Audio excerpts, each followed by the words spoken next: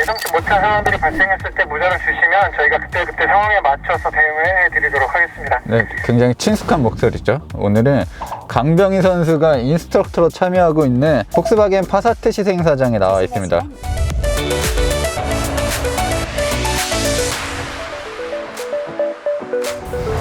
그래서 저 지금 강병희 선수의 뒷공무니를 굉장히 쫓으면서 달릴 거예요. 와, 요즘 폭스바겐이 굉장히 세련돼졌어요. 신형 투아렉에 적용돼 있었던 고급 기술들이 이제는 거의 전 차종에 들어가고 있는 것 같습니다. 자, 일단 실내 디자인이 굉장히 화려해졌죠. 디스플레이도 많이 놓였고, 특히 저는 너무나 좋은 변화라고 느껴지는 부분이, 그동안 폭스바겐의 여러 차들이 이렇게 그 원형 다이얼과 버튼 진짜 오랫동안 썼었는데 드디어 바뀌었습니다. 지금 터치 방식으로 적용이 돼 있어요. 터치로 온도 조절하고 누르고, 별도의 햅틱 반응은 없네요. 이렇게 이런 식으로 불이 점등되는. 일단 물리 버튼이 없어지니까 굉장히 깔끔한 디자인이 완성이 됐고요. 네, 스티어링 휠 디자인도 굉장히 오랫동안 한 디자인으로 울고 먹었는데 이제는 좀 새로운 디자인, 이런 버튼류도 새롭게 변경이 됐고요. 이 앰비언트 라이트도 지금 들어오는데, 앰비언트 라이트는 이제 30가지 색상으로 바꿀 수 있다고 합니다. 자, 확실히 제타와는 좀 많이 다르죠. 제타와 디자인 언어 추구하는 바는 비슷한데 고급스러움이나 완성도 측면에서는 차이가 많이 있습니다.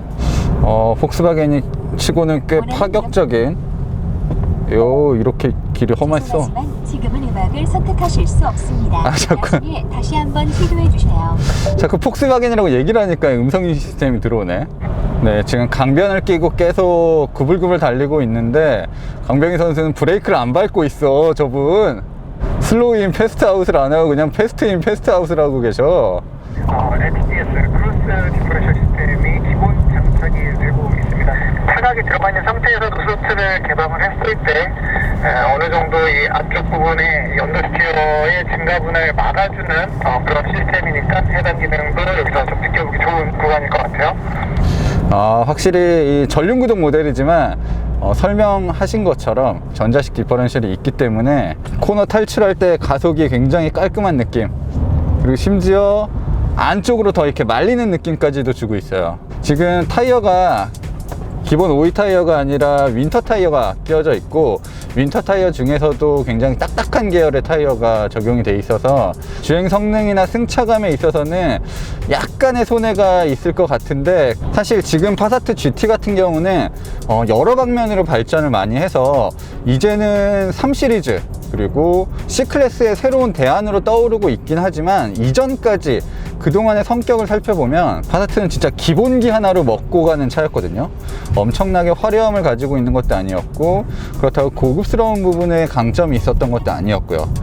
그런데 이제 북미형과 유럽형 모델을 완벽하게 분리시키고 성향을 조금 나누면서 유럽형 모델인 파사트 GT 같은 경우는 이제는 전천후 성격을 띠고 있는 자동차로 변모하고 있습니다. 이 2.0L 디젤 엔진의 출력 같은 경우도 독일 프리미엄 브랜드 수준으로 성능이 높아졌고, 물론 후륜구동 세단과는 느낌이 많이 다르지만 그래도 충분히 재미 요소를 어느 정도는 전달해 주고 있습니다.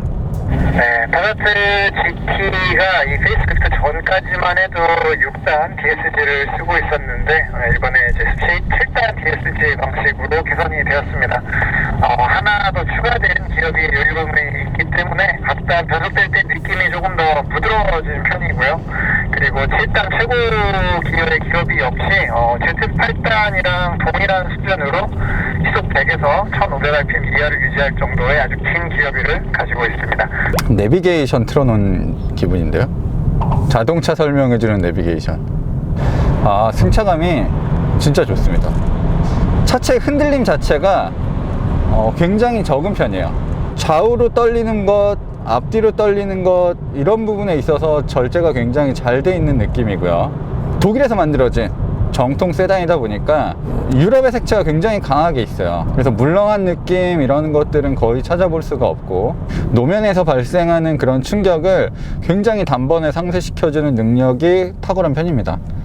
예전에 우리가 국산차만 타다 그만해. 하이브리드 시스템 같은 개념은 아니지만 요즘 TDI 엔진들은 속도가 거의 한 시속 5km 이하 정도 내려오면 먼저 시동을 좀 끄는 경향들이 있죠. 그리고 앞차가 출발하면 꺼졌던 시동이 자동으로 걸리는 기능도 있습니다. 전방에 있는 레이더 기능을 활용해서 앞차가 출발하게 되면 아이들링 스탑 상태에서도 바로 자동으로 제시동을 걸어주는 일종의 그 전방 차량 출발 알림 기능과 그리고 또 바로 출발할 때 지연 시간을 없애주는 두 가지 장점을 갖고 있는 그런 시스템을 장착하고 있습니다.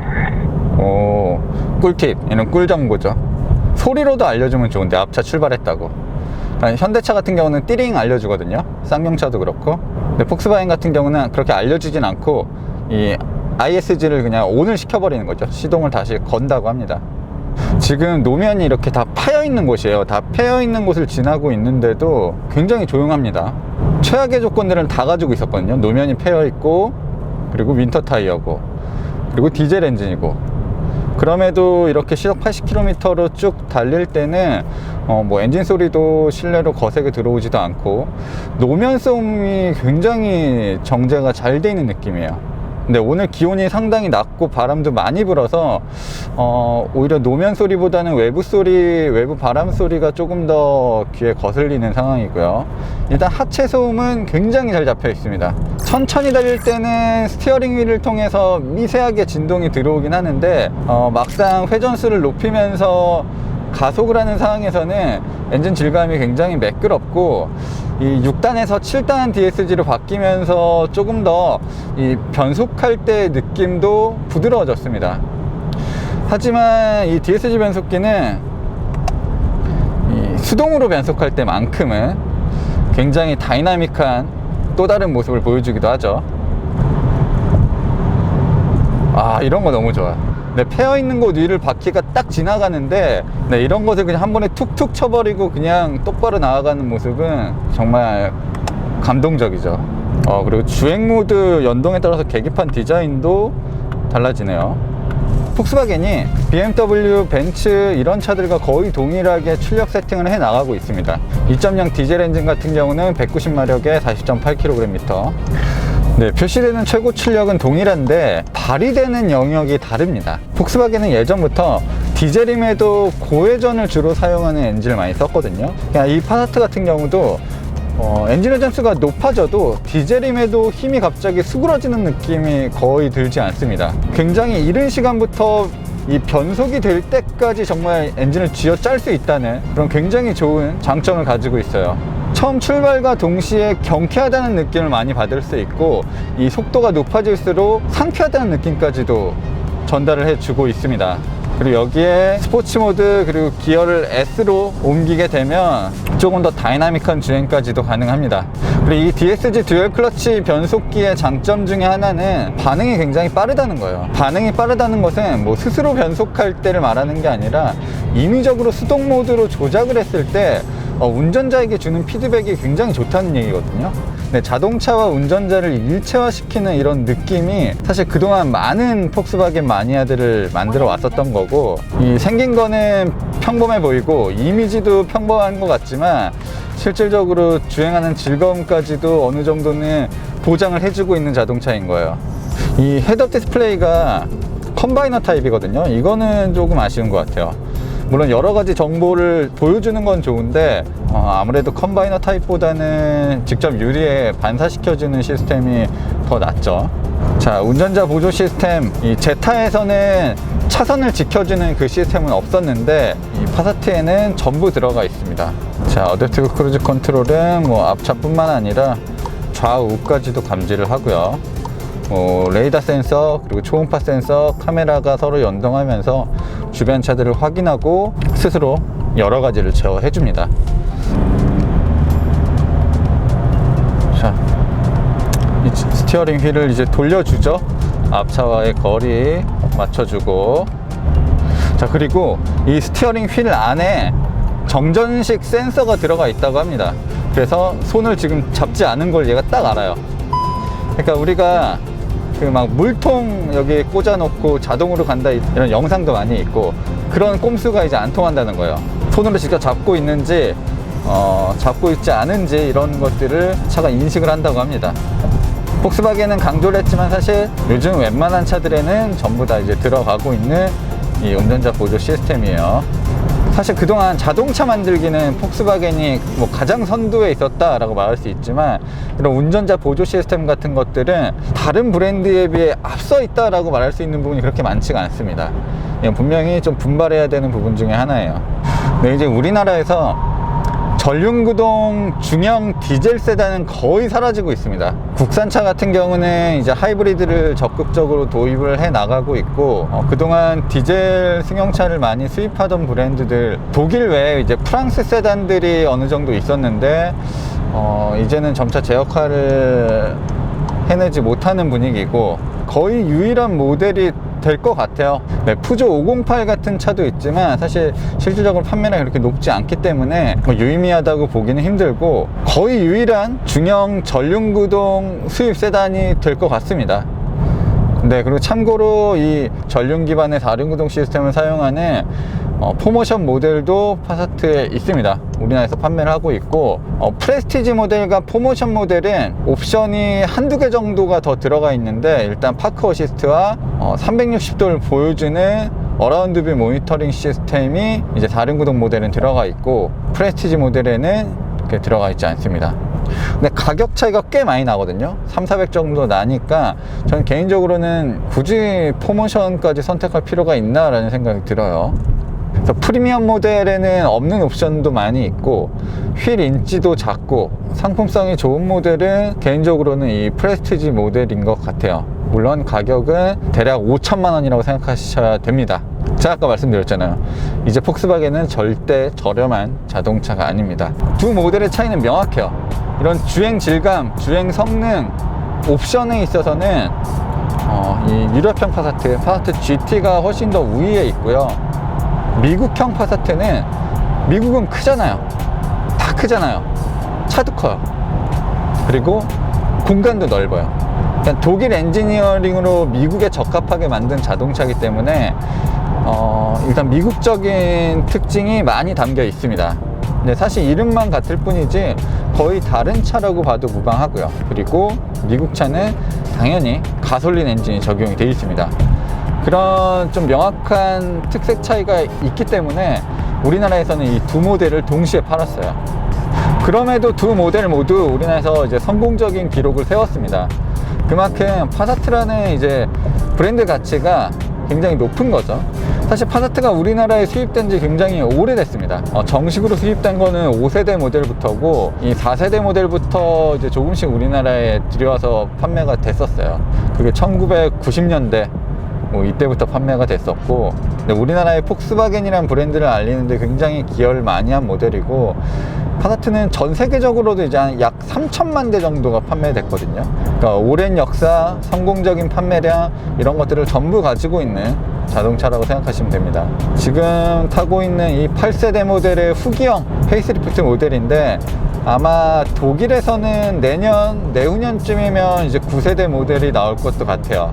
우리나라에 언제 들어올지 확답을 드릴 수는 없지만, 일단 이 MQB 플랫폼을 쓰는 이상 주행 성능에 있어서는 엄청나게 변화는 사실 만들어내긴 쉽진 않을 것 같고, 디자인적으로 변화가 많이 생길 것 같아요. 자, 지금 고속도로를 달리고 있는데 고속 안정성 얘기는 굳이 말을 할 필요가 없는 것 같아요. 저는 뭐 일단 경험도 많이 해보기도 해봤지만, 독일에서 아우토반 타면 일단 파사트가 굉장히 많아요. 독일에는 물론 세단보다는 전부 다 외건이지만, 그 2.0 디젤 엔진 갖고 있는 외건이 한 200km 넘게 계속 아우토반을 달립니다. 1차선으로요. 지금 이 차 같은 경우도 최고 속도가 230km를 넘거든요. 190마력짜리 디젤 엔진으로 최고 속도가 한 238km 정도 되는데, 그 수치도 굉장히 준수한 편인 거예요. 일상적으로 시속 200km를 고속도로에서 달릴 수 있어야, 안정적으로 달릴 수 있어야 독일인들이 차를 사거든요. 그런 것들 생각하시면 이 차의 고속 안정성이 얼마나 좋은지는 짐작할 수 있을 겁니다. 우리나라 제한 속도 이 안에서는 언제든지 이 엄청난 힘을 느낄 수가 있고, 그와 함께 가솔린이 가지고 있지 못하는 부분, 이 연비 부분에 있어서도 많은 이점이 있기 때문에 아무리 요즘 하이브리드가 많이 생겨나고 디젤 엔진이 조금씩 사라지고 있는 상황이지만 내가 장거리 주행을 굉장히 많이 한다라고 하시는 분이라면 굉장히 좋은 선택이 될 수 있습니다. 사실 이런 파사트 같은 자동차는 어떤 한 부분을 부각시키기 위해서 잘 만드는 자동차라기보다는 이렇게 짧은 시간을 시승하거나 혹은 긴 시간을 탔을 때도 흠이 안 보이도록 어떤 특정 부분에 있어서 단점이 잘 눈에 띄지 않게끔 만드는데 더 초점을 맞추거든요. 그래서 모든 능력치 부분에서 평균 이상의 점수를 받을 만하게 자동차를 만듭니다. 뭐 BMW 같은 경우는 예를 들면 이 오각형에서 주행 성능이 이렇게 위로 솟구쳐 있겠죠. 근데 폭스바겐은 이 면적은 작을지라도 모든 부분에서 평균적으로 높은 성능을 발휘하게끔 차를 만들었고, 실질적으로 이게 그렇게 쉬운 일이 아니에요. 더 많이, 더 다양하게, 방대하게 연구를 해야 되고 더 많은 사람들 취향에 맞춰야 되기 때문에 결코 쉬운 일이 아닙니다. 네, 하지만 폭스바겐은 아주 오래전부터 이런 자동차를 소비하는 고객들에 대한 데이터를 많이 가지고 있었고 노하우를 쌓아왔기 때문에 계속해서 이런 결점이 적은 무결점의 자동차를 만들어내고 있는 겁니다.